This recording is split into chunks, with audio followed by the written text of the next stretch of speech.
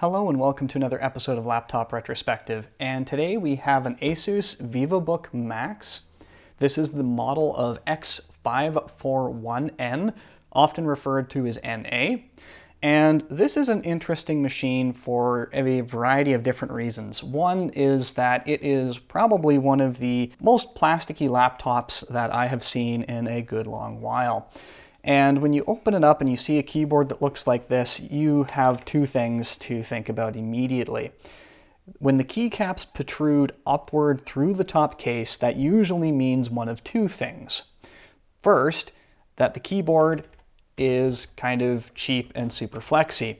The second thing that it normally means, and we'll find out when we get on the inside, is that this is actually plastic welded to the top case, so if you need to replace the keyboard, you're replacing the top case with it.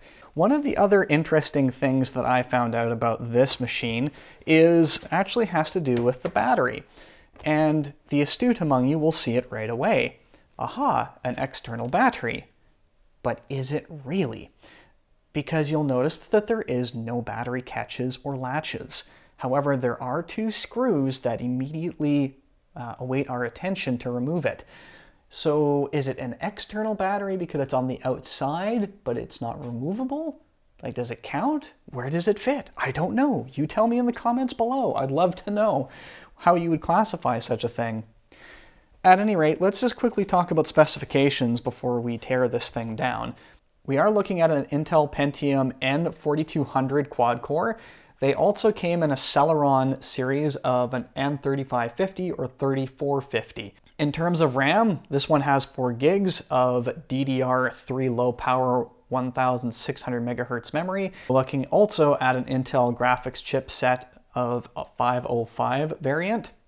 This one has the optional Bluetooth 4.0 module and has the lower end screen of the 1366 by 768 variety, and it was also available in a 920 by 1080 touch panel as well. I'll just quickly show you the ports because that's one of the interesting things about this laptop, because if that's all you saw, you would probably date this thing older than it maybe is. So on the left hand side we have our headphone microphone combo jack just barely hanging on. We have USB 2.0, USB 3.0, HDMI, VGA, a Ethernet port, and then we have USB Type-C hanging out there, which is kind of odd to see on a laptop like this, right next to the power plug. Along the back we have absolutely nothing, and along the right hand side we have a Kensington lock and absolutely nothing, unless you have a different model. And on the front here, on the top left hand corner, we do have an SD card reader that is hiding. This will probably meet the needs of whoever buys it. However, I don't know for how long. So let's go ahead and take it apart rather quickly here. We're going to go ahead and remove these two very, very long screws, which I presume are holding our battery in place. Or perhaps not. That's so weird. It looks to be like that should be removable, but there's no indication that it's going to do that. So let's keep going around the edge and spin out all the remaining screws and see if it allows us admittance. I'm fully expecting to see a big cavernous hole on one of the sides of this computer, probably where if you bought a nicer version of it, there would be an optical drive waiting for you. That is all of the visible screws that I can see to remove. Now, I'm not too sure if everything is anchored to the bottom or to the top, so I'm going to go ahead and open it about yay far. And we'll start off with a low-grade plastic pry tool to see if I can get any joy along this edge, but it looks to be pretty thin, so we're going to have to up our game to a metal pry tool, at least to get this thing started.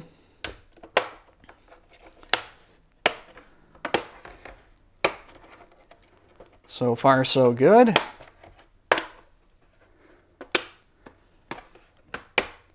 Okay, so that looks like it's going to fall down on me. This is almost like a trap. So there is a ribbon connector that just under its own force has let go, which is good.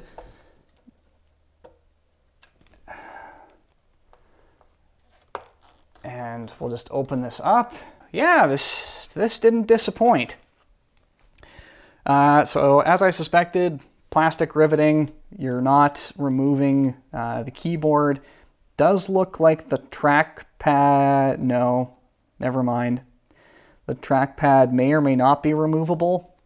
You can remove these 3 screws here at the top. You might be able to pull that out, but the metal click plate is plastic welded in, so that's not great. I don't like how this is designed here with these thin ribbons, because this is obviously too short, so you have to assemble this thing in stages, and if you were not careful and this didn't pull free of the cable connector, it would pull free from here and you would be out a whole top case. And once again, we have these speaker grills that look impressive but aren't terribly large. However, they are upward firing, so I do have to give credit where credit is due. Okay, this is interesting, but not surprising. So what we've got here is a big cavernous space with a whole bunch of plastic pegs. I know for a fact that you can get this in a optical drive mold as well. When they didn't include it, what they tried to do was put in these plastic pegs to stop the flexing of the keyboard over this area where there is literally nothing to hold it up. That's an interesting choice.